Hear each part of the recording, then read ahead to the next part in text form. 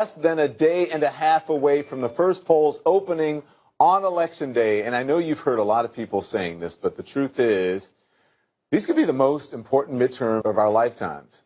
If you thought things could get better, if you thought the rhetoric would get toned down, well, nobody really thought that that would happen. And it didn't. So while President Trump has doubled down on his strategy of fear-mongering and trying to divide us, it's beginning to sound, well, like even he has some doubts about that strategy working. About a month ago, 2 months ago, I was hearing about this horrendous blue wave. It's going to sweep us all out. It's going to be terrible. I haven't heard the term blue wave, but you better get out and vote. Otherwise, I'm going to look very bad with this statement. Huh? It's been another day, honestly, of lies, lies, lies.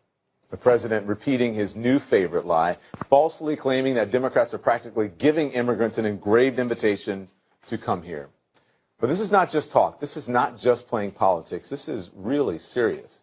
Because while thousands of migrants, many of them women and children, are being demonized, while our troops are at the border being used as part of what can only be described as a political stunt, laying down barbed wire to stop those immigrants who are still hundreds of miles away and may never get anywhere near this country. While this president stokes fear, armed militia groups are headed to the border. One group, the Texas Militiamen, telling CNN that they have up to 250 volunteers on the way. The Washington Post is reporting that they have weapons, night vision goggles, and aerial drones with thermal sensing equipment. And while one president is stoking fear, another is sounding a warning. Don't be hoodwinked.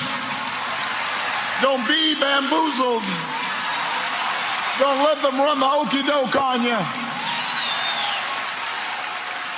Because while they're trying to distract you with all this stuff, they're robbing you blind. They'll be like, look, look, look, caravan, caravan. Then they're giving tax cuts to their billionaire friends. Look, look, look, whatever the thing's scary. And then they're sabotaging your health care. You can't fall for it. And what about the economy? There is no denying our economy is firing on all cylinders. Jobs are going up. Crime is going down. Wages are rising, first time in many years. You saw that in the report on Friday. Poverty is plummeting, and confidence is at an all-time high.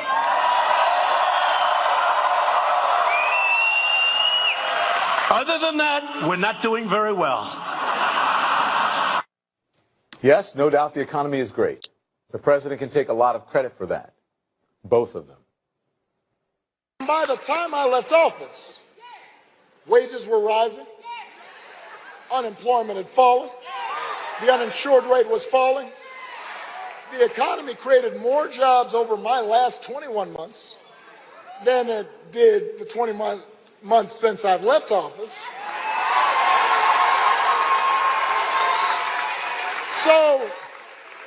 So when you hear the Republicans bragging about how good the economy is right now, where do you think that started?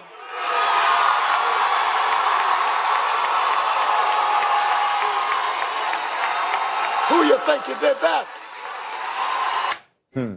And as two presidents battle it out on the campaign trail until they lose their voices, one of the most closely watched races in the country is getting even uglier. I'm talking about Georgia. In Georgia, the Secretary of State, Brian Kemp, who is also the Republican candidate for governor, is, without any proof, accusing the Democratic Party of trying to hack the state's voter registration system. And yes, that is the same Brian Kemp who was himself accused of using his position to suppress minority votes. So you've got to wonder, just how worried is he about this race? Georgia's Democratic Party chair flatly denies hacking, and the Democratic candidate for governor, Stacey Abrams, told CNN this. We have nothing to do with this, and I'm very sad that instead of owning up to his responsibility and honoring his commitment as Secretary of State, that he is once again misleading Georgia.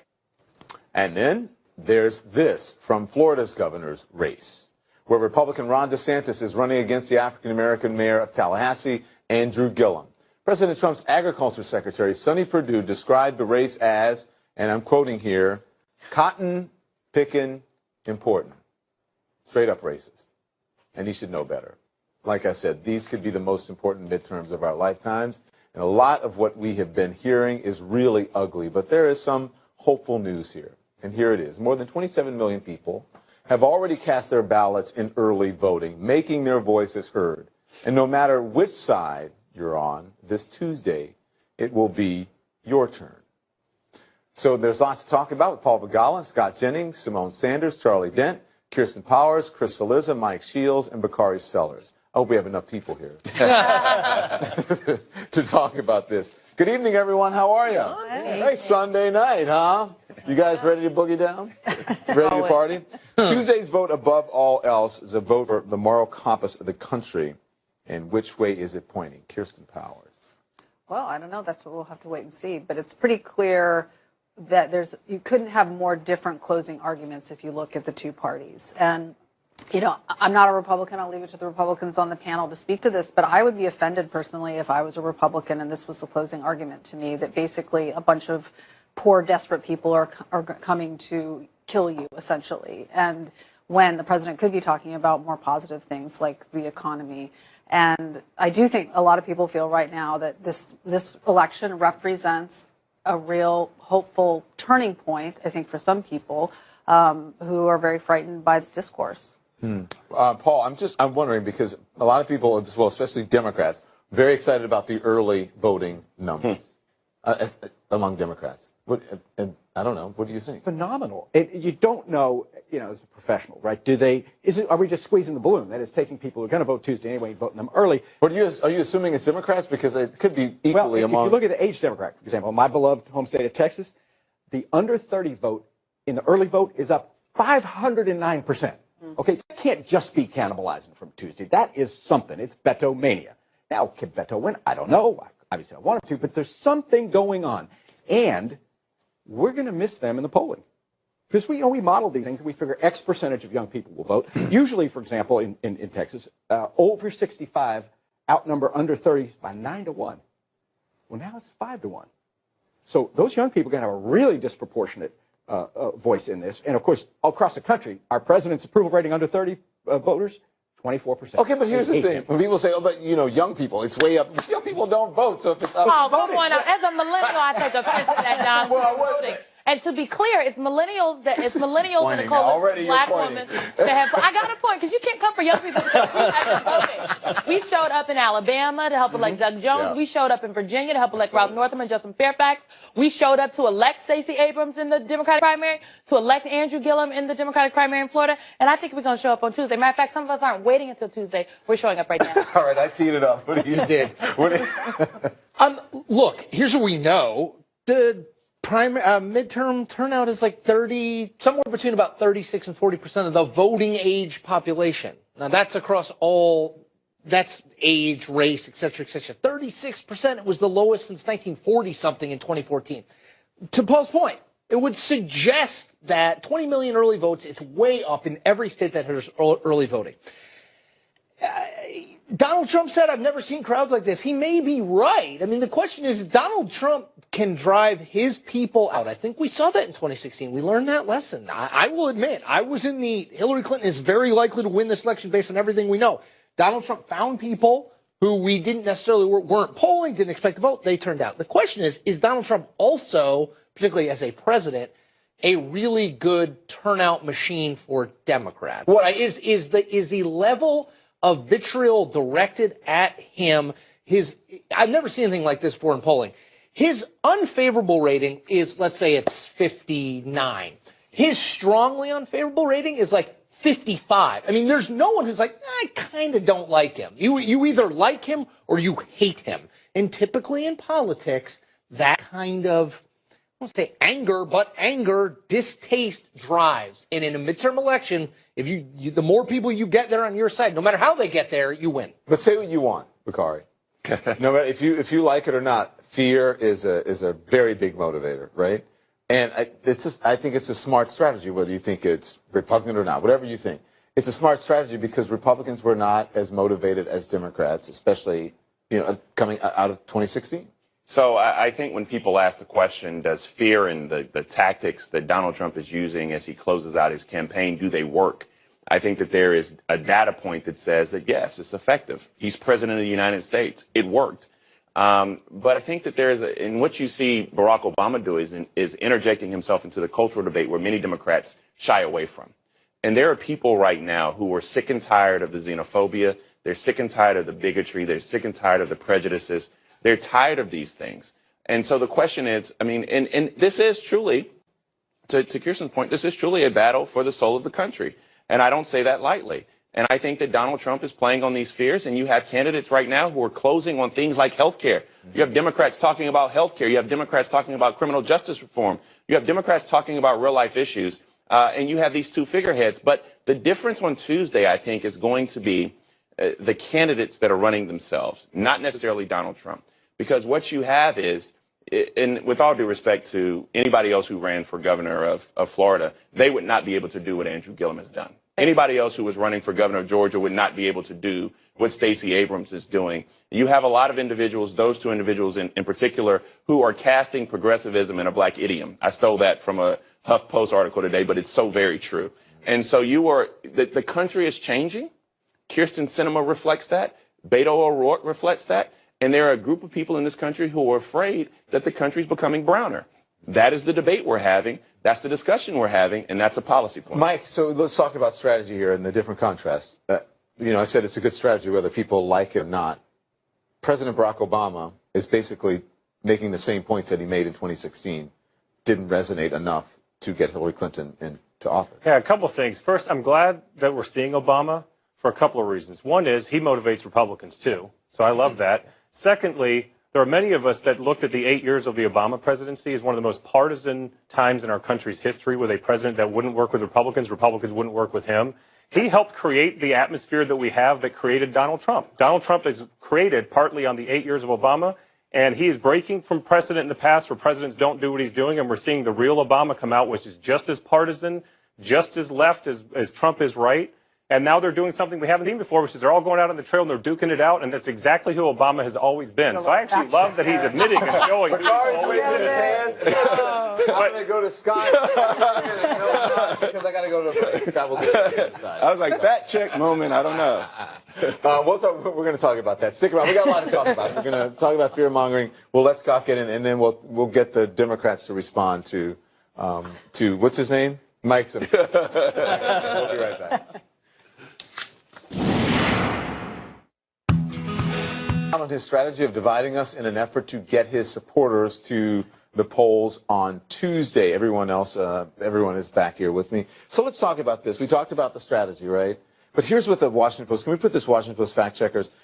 This is for Scott. Says that the president is averaging about 30 false or misleading claims a day in the weeks ahead of the midterms. Does that matter? Well, I don't think either party has an exclusive patent on stretching the truth or engaging in hyperbole or divisive Scott, 30 rhetoric. or 40 a day, come on. I mean, look, we just heard Barack Obama in the clip you played say that Republicans were robbing you blind. I mean, this is pretty divisive rhetoric, too, and I think it's also stretching the truth. Come on. So I don't like it when people don't tell the truth. I wish they would tell the truth all the time, but I don't think this began in the last week, month, 2 years, whatever. Well, it hold on. You got to see his face. All right. Go on. What? Well, I was just going to say that, there are days that I think if the president ever came into, if he ever came into contact with the truth, there would be a mighty collision. And we have that too often. I mean, let's face it. How many days a week does he get Pinocchios and pants on fire? It just never ends. I mean, he just makes untruthful statements ad nauseum. The only thing I was going to add is Scott's right, broadly speaking, that politicians don't always tell the truth. But Donald Trump in particular, it's not as though his prevaricating started when he was sworn in as president of the United States. I mean, he did this during the campaign over and over again. This did not come out of the blue. To your point of, is this something that changed voters' minds? It didn't in 2016. I mean, this is what I keep coming back to. It didn't in 2016. You saw people, you would say to them, this isn't true. And they'd say, I don't care. I don't believe you. Okay? I mean, like the idea of capital T truth wasn't a big deal during the campaign. Now, that doesn't make it right, but it doesn't mean that it hurts him. So I don't know if that transfers to all the candidates he's trying to help with for an this. attitude. Yeah. They voted for an attitude. They Yeah. didn't vote for a set of policies or principles. Well, yeah. But what's changed? I mean, that's... Let me tell you what's changed. He's not right. People have actually gotten to see him in action, governing, and all the people who thought that he would, that so-called pivot or moderate, and that didn't happen. He actually, became more of who he was campaign trail. Some people may be very turned off by that, especially women. Some may be turned on by, because of the Kavanaugh things, because it, the backfire for Democrats, seemingly. So people have actually seen him in action governing, and either they really like him more or Right. So less. one of the biggest things we'll be looking for in the exit polls is what white suburban women are doing who traditionally would be voting Republican. And now, at least according to polling, are cratering for Republicans. So, we have to wait and see if the polling is correct, but that's pretty monumental. That's what pans out. Yeah. What do you want to say, Bakari? No, I have to put just a halt to this kind of whataboutism comparison that people have between Barack Obama and Donald Trump. You said it before the break. You echoed that somehow either their propensity for veracity and telling the truth was the same. That's just not accurate. And you mentioned the fact that somehow Barack was hyper partisan, or excuse me, President Obama was. Roland Martin will text me immediately. People go crazy over the fact that I just mentioned that his name is Barack, but President Obama was hyper partisan, and that's just not the case. You had individuals who, from day one, set out to make Barack Obama a one-term president. You had individuals such as Mitch McConnell, who was leading the Senate, who actually held obstructionism, and they said that one of the greatest things he ever did was look at the president in the face and say, Mr. President, you will not have another Supreme Court justice. You have people like Tom Cotton, the United States Senator from Arkansas, who literally, and you can frown if you want to, but this is a fact, he objected and held up a United States District Court judge appointee until she died. So, I mean, let's not act as if this is something that has any hint of being similar. And I think the country, when they see Barack Obama versus Donald Trump, not only do they see an oratorical ability, which is vastly different, but they also remember the time in which you can disagree with him politically, right?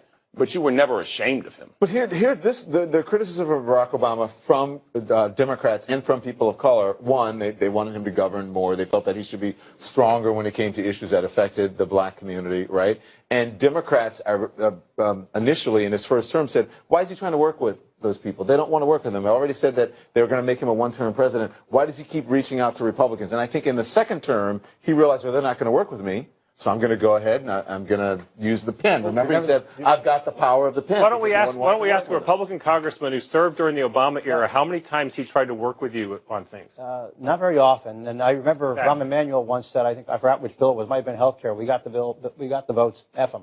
I mean, that was I remember that. That sounds like Rahm. Wait a minute. That matters. So your first chief of staff, and the guy that wants to work with everyone is Rahm Emanuel. Okay, let's start right there. I mean, let me just tell you, Rahm did reach out, how a lot of voters view By the way, Barack you did Obama. a great job, Mike. What? Would you rather have Reince Priebus? What I would tell you, no, but hey, Paul, here's what I'm talking about. When I talked about Barack Obama being partisan, a bunch of Democrats on this panel burst into laughter. Because it's fun. And that helps because Republicans, that voters in this country, especially white working class voters that felt left behind in the Obama years, think that people on CNN laugh when you mention that to them. When you try to talk about to them, they go, you know what? This is so funny. Obama was amazing. And they go, that's why I'm glad he's out there talking. He's going to turn out some of the voters that we need to show up in the election.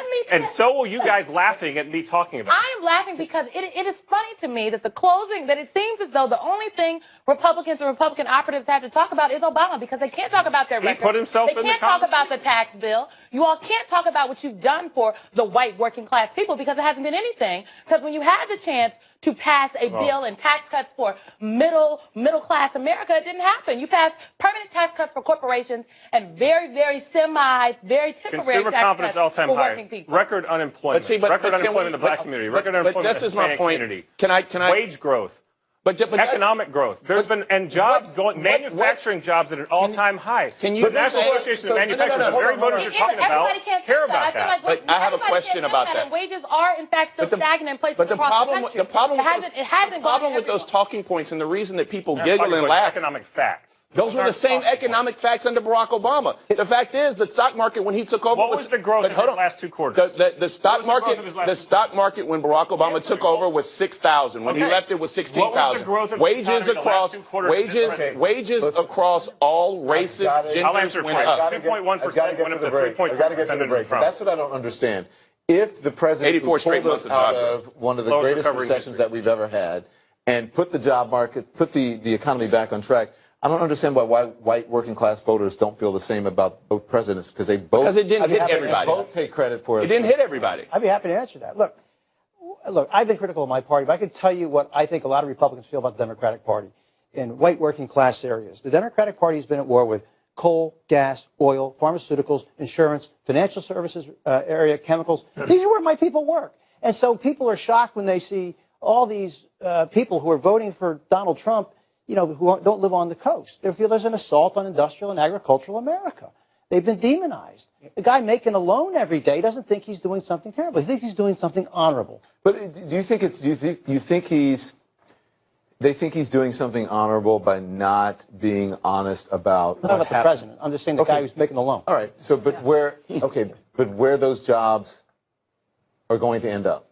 That there aren't as many of those jobs as there will ever be. The only way that the coal industry will come back, let's be honest, if they start making cell phones out of them. But I mentioned a number of issues. Does that have to do with the president? Well, I felt during my years under the Obama administration that there was a regulatory assault. I mean, the Amish came out to vote for Donald Trump. You know why?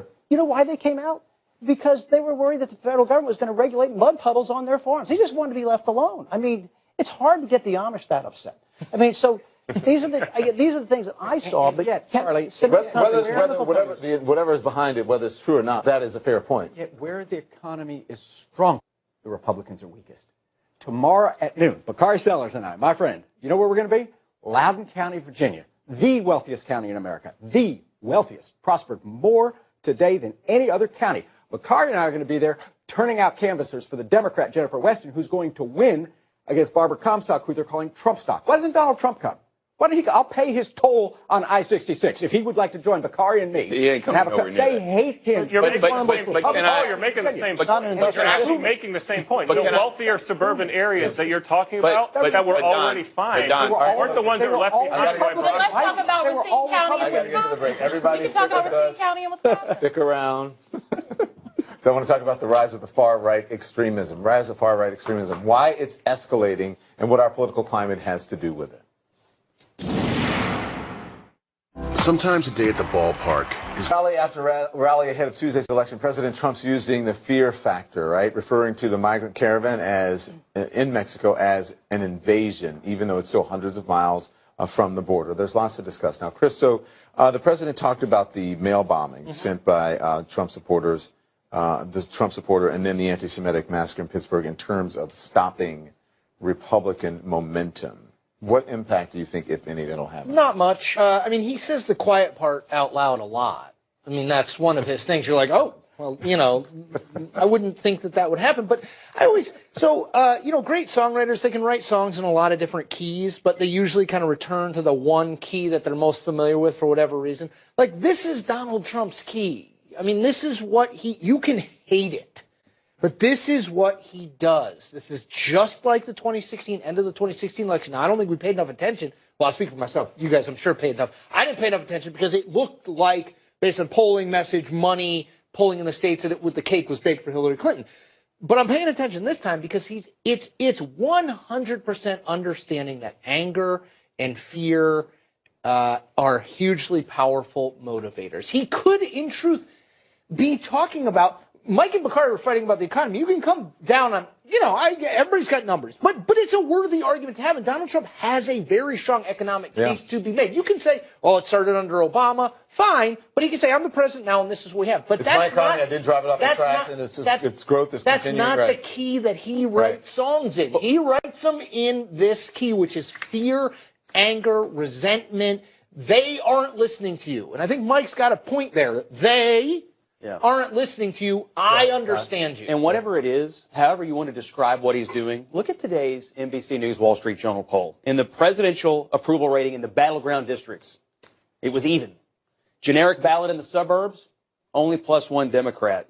His strong approval was as high as it's ever been in that poll. However you want to describe what he did in the month of October, however you want to describe it, it is working for him right now, and it has put the Republicans in a better position, I think, in some of the House races than they were in at the beginning of the month. Well, that was the conversation we had at the beginning of this show, but I want to bring this in. I want to talk about the New York Times Magazine piece by Janet Reitman, okay? And here's the headline, Bakari. It says, U.S. law enforcement failed to see the threat of white nationalism. Now they don't know how to stop it. For 2 decades, domestic counterterrorism strategy has ignored the rising danger of far-right extremism.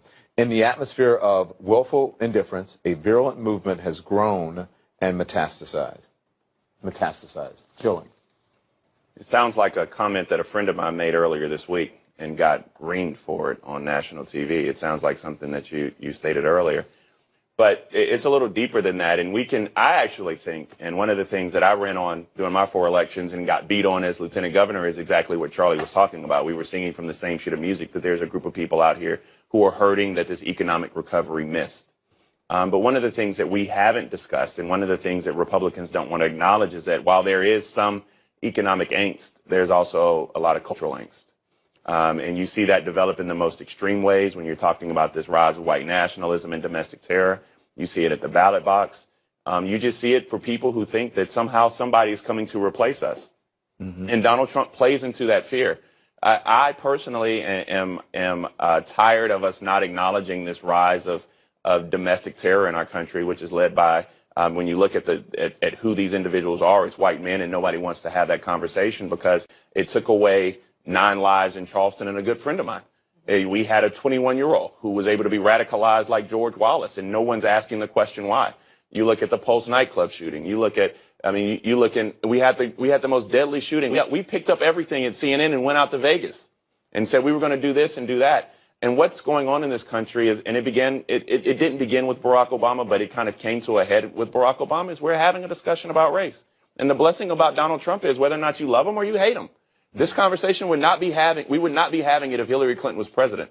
So we're at this moment in time, and how are we going to address this conversation? How are we going to have it? It's not black and white. We're more dynamic than that. We're more nuanced than that.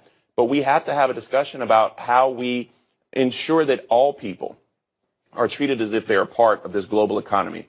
All people have an opportunity to succeed. All people, regardless of their skin color, have an opportunity to feel as if they're part of this American fabric. Donald Trump is not the drum major for that, but he's also not the only fault for that. Let me stress that as well. So, Congressman, the Times is reporting, they referenced these stats, all right, from the Anti-Defamation League. They say of the extremist-related murders in the U.S., 71% came from right-wing extremism, 26% Islamic extremism, 3% from left-wing extremism. That's 387 total deaths from 2008 to 2017. Shouldn't law enforcement be concerned about it? Shouldn't we be concerned about it? Should we be able to talk about it without getting demonized? Quite honestly, I did. And I was accurate. What I said was right. What's the way? What do we do? Well, this anti-Semitism, we see it. I mean, it was only a couple of years ago. I remember all the Jewish community centers in the country were on high alert because of various threats. Even in New York City, you're seeing record amounts of anti-Semitism, I believe, as well. Look, we have hate crime statutes on the books. I think they have to be rigorously enforced. I don't know what you do. My hometown of Allentown, just the other night, we had over 1,000 people show up for a vigil in response to what happened, in Pittsburgh. And so I really don't know what the answer is. Anti-Semitism has been around for a very long time. I see it from Islamic extremists. I see it from right-wing fanatics. It's metastasized in a number of ways. But the problem here is that you have, if all these school shootings were done by someone from the Middle East, there'd be a very different reaction to them. I think if they were frankly done by African Americans, there'd be a very different reaction to them.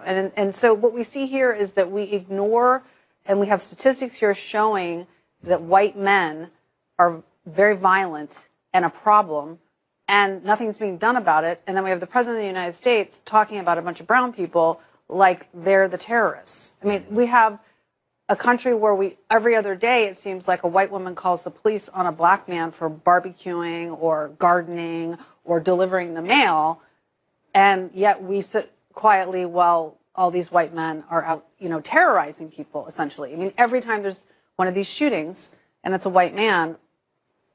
Yeah. I'll tell you, I know we have to get to the break, but one of the most frustrating things for me is the default is to say, when you talk about this, well, what about black on black crime? And that's the first place your mind goes, you need to check yourself. Absolutely. Because what about people with red hair? Like, that is not what we're talking about. There is an issue with crime. We talk about black. We talk about that all the time. But let me just debunk this, because we're in front of a worldwide audience, and let me just say that black on black crime is a myth. We live in highly segregated societies. You're making my point for me. And people perpetrate crimes.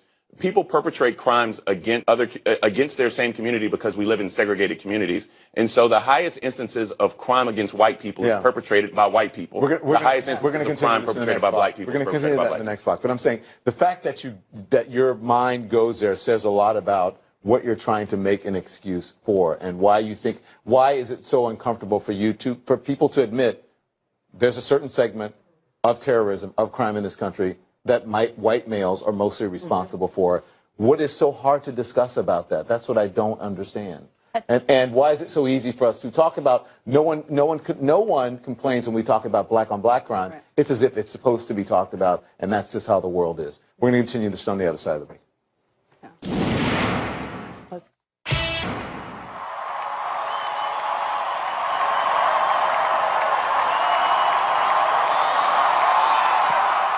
Ah, boy, the way Glenn Miller played. Remember that? That was 10 years ago tonight, November 4th, 2008, that Barack Obama was elected the 44th President of the United States, making history as the first African-American to hold that office. Back with me now, my political dream team. I'm not going to name all of you. Can we get shirts? Yeah, I was in Grant Park that night, and we thought it was going to change, especially when it comes to racism. Not that racism would be cured, but at least the country would be on a trajectory towards trying to become a better country, especially when it comes to all people. And a continuation of our conversation that we're having plus this. What do you think? So I think that folks that thought it was going to change with Barack Obama, President Obama, ignore the fact that we have yet to have had a real conversation about race in this country. And to Bakari's point, one of the very few things that Donald Trump has done is force us to have that conversation. Like, I do not remember in my, short 28 years on this world where I have seen people sit on cable news and discuss white terrorism, domestic terrorism, white supremacy, white supremacist ideology. And that's a conversation we have to have. And it's unfortunate that Donald Trump, who started his political career with the racist birther theory, i.e. trafficking in white supremacist ideology, but it's unfortunate that other folks are not being held accountable for supporting and holding up what the president is currently doing. It's not just Donald Trump we have to call out. Republicans who sit on Capitol Hill, operatives that carry the president's message, not you, stop. Not me. Shields for sure. Not you, and Charlie retired. He said, don't push the button. Like, not I. But that is real. Like, so when the president is stoking the fears of folks that have this, I think we've called it racial anxiety. That's just, fear of black and brown people. But when the president is stoking those fears, and then you have operatives and candidates and congressional members of Congress to go out and run ads on that traffic in this bigotry and these lies and this racism across the country, they are too to blame, and they are also complicit. And unless we start calling white supremacy out when we see it, which is an ideology that believes that whiteness is above all, that believes in this idea of white culture, when the president is talking about these immigrants are destroying our culture, he is talking about white supremacist ideology. We are not only we're not on a dangerous, slippery slope, we've fallen. And we have to call it out when we see it and address it and combat it. And I'm just waiting on some folks to step up. Well, there's Don Jr. tweeting about Angus King. It's just calling him a fake independent who votes with Schumer 80% of the time. Angus wants to repopulate Maine with Syrian and Somalian refugees. And then he says support Senator Brakey, who fights for secure borders and better jobs in Maine. And then I just want to play this. This is the Secretary of Agriculture, Sonny Perdue, at a campaign event for Republican Ron DeSantis, who's running for governor. Watch this. Public policy matters. Leadership matters. And that's why this election is so cotton-picking important to the state of Florida. I hope you all don't mess it up. So he's running against Tallahassee Mayor Andrew Gillum, who will become Florida's first African-American governor if he wins. Is that an acceptable explanation for his comment there, you think?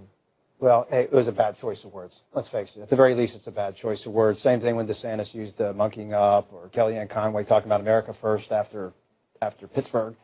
Not good words. I can't speak to their motivations or their state of mind, but you know, they should know better. I mean, they're elected officials. They know what's going on in Georgia and Florida.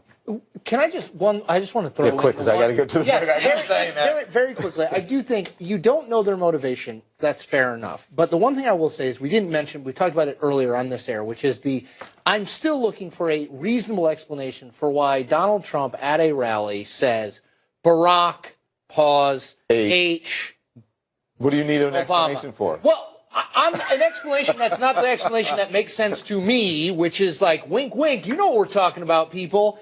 Like, why else do you do that? You're right. You can't know that he just did Sonny Perdue just choose those words. But Donald Trump, who has trafficked in this stuff repeatedly, both in his private life, in his business life, and in his political life, what explanation other than playing on racial animus, otherness, what is there another explanation? That is the That's it. Yeah, there's no other explanation. But I mean, we're talking about this like they didn't choose their words wisely. I think they chose their words exactly the way they wanted to. Hold that thought. Stay with me, because I want to talk about the president's disturbing pattern of not only attacking prominent black Americans, but attacking them by questioning their intelligence. Will that backfire on the GOP? Back with my dream team now. I want to take a look at President Trump's history of ridiculing the intelligence of prominent black Americans.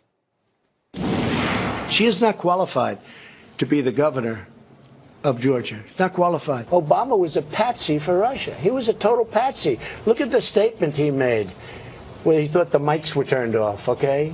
The stupid statement he made. Do you feel betrayed by Omarosa, sir? Low life. She's a low life. She is a low IQ individual, Maxine Waters. I said it the other day. I mean, honestly, she's somewhere in the mid-60s, I believe that. So, Bakari, he also tweeted about Tallahassee Mayor Andrew Gillum, right, who's running for governor of Florida, by calling him, this is a quote, a thief. What do you think that says about how he feels about, or the way he speaks about people of color? So, I feel like I've echoed this a lot, and Andrew Gillum and Stacey Abrams are both extremely qualified. Andrew Gillum's been a city commissioner, mayor of a major city, capital city in Florida, has a great education from the Florida A&M University. Stacey Abrams has been a minority leader, has worked across party lines. She's done all the things necessary. So I think that's absurd. But I'm sitting back because, you know, Don, one of these issues, and we talk about race, and I think that you, myself, and Simone have been very loud in this issue of race. But in order for us to make any progress, I mean, there have to be people on this panel who don't look like me, you, or Simone, who are able to call out this rhetoric for what it is.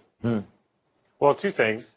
First of all, the president is an equal opportunity insulter, and so I think you're cherry-picking some of the African Americans he said nasty things about. There's plenty of white people, Hispanic people, Asian people, and others that he calls low IQ. Yeah, absolutely. That he creates nicknames for them, he attacks them. That is a part of what he does. Those are his political opponents, and so to say that he's criticizing Barack Obama was the previous president of the United States, and they're criticizing each other. But I think one of the things. Hang on, Bakari, let me finish. Go ahead. Let me finish this.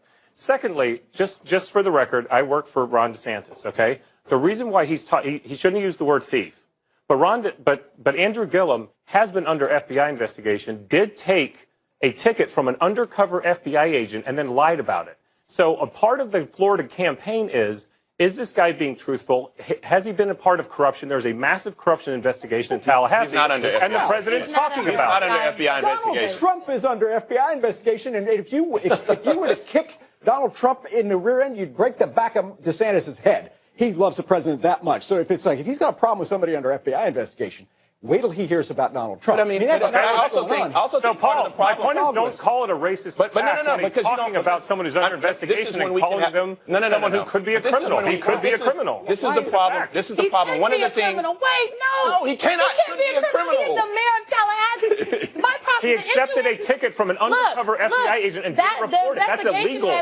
That's illegal. It has been closed. He is not under FBI investigation. But the fact of the matter is, let's just be frank.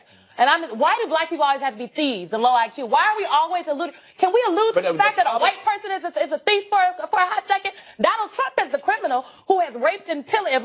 No, pardon me, I do not mean raped. That was an analogy that America know. But if we want to talk, the problem is the language, and we cannot divorce the language that we're using. With the history and the fact that race is a part of what's happening here. And if we ignore the fact that race is a part of our politics, if we try to be colorblind and we look past it, we do not get to the root of it. No, and I actually agree with you on that. And I was the chief of staff of the RNC when the Growth and Opportunity Report came in. We really focused on increasing the party's message to minority communities, hired minority staff across the country. I understand what our party faces challenges on that. But the Democrats do a disservice when they weaponize race in every single form or fashion. Every single thing the president says. Look, we live with it every day. How am I weaponizing? You don't even understand the fact but you're saying we should have a conversation, and when we try to have a conversation, you weaponize those kinds of comments. That's what I'm quickly. Let me. I have to get to the break. I'm sorry. This is a great conversation. So you have to understand that low IQ is a trope that's been around for a long time. People have been calling us ignorant. People have been calling us man-tan and sleep and eat and bamboozled and all these other things. And so when you say somebody is low IQ, we're not weaponizing language. What I'm trying to get you to understand is that this has been a trope used against our people for a long period of time. So criticize Andrew for not being as handsome as Bakari Sellers or his policies aren't what they need to be. But when you call him low IQ, I think back to my ancestors. That's all I'm saying. All right, we got to go. Understand that. We'll be right back.